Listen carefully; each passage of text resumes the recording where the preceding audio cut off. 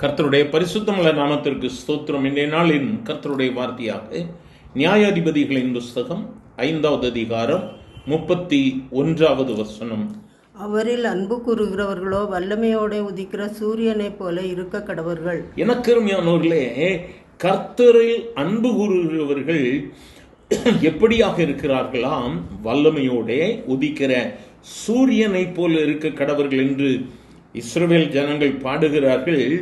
பின்பு தேசம் 40 வருஷம் அமைதலாயிருந்தது.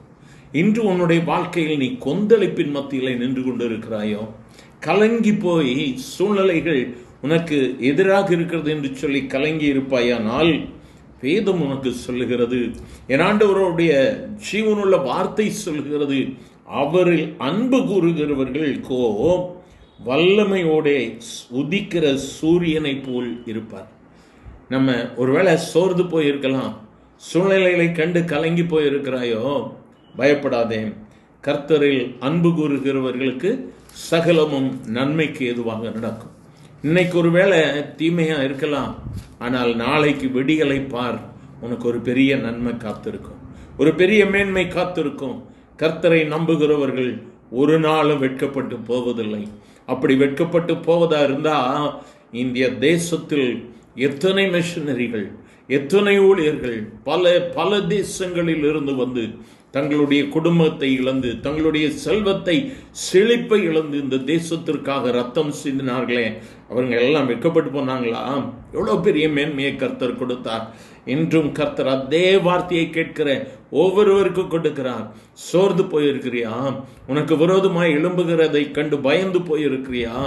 வேதம் சொல்லுகிறது, உனக்கு விரோதமாய் உருவாக்கப்படும் எந்த ஆயுதமும் வாய்க்காதே போகும். இன்று கர்த்தர் உனக்காக யுத்தம் பண்ணுவார்.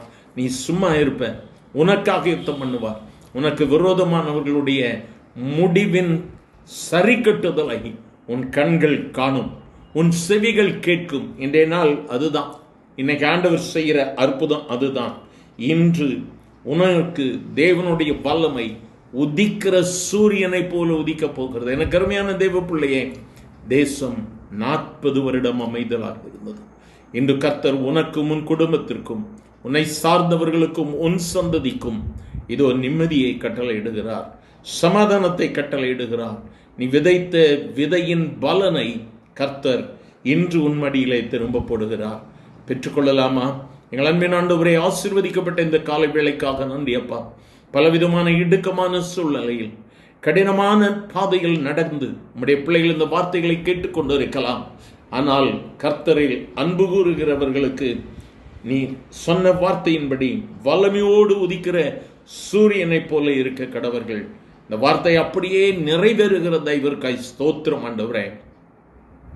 ஒரு கூட்ட ஜனங்கள் உம்முடைய பிள்ளைகளுக்கு விரோதமாய் வெட்கப்பட்டு போகிறார்கள். கர்த்தரை நம்புகிறவனோ செழிப்பான் என்று வேதம் சொல்லுகிறது. அந்த மேன்மையை உம்முடைய பிள்ளைகளுக்கு நீர் கொடுக்கிற தயவிற்காய் ஸ்தோத்திரம். ஆசீர்வதியும். இயேசுவின் நாமத்தில் பிதாவே. ஆமென், ஆமென்.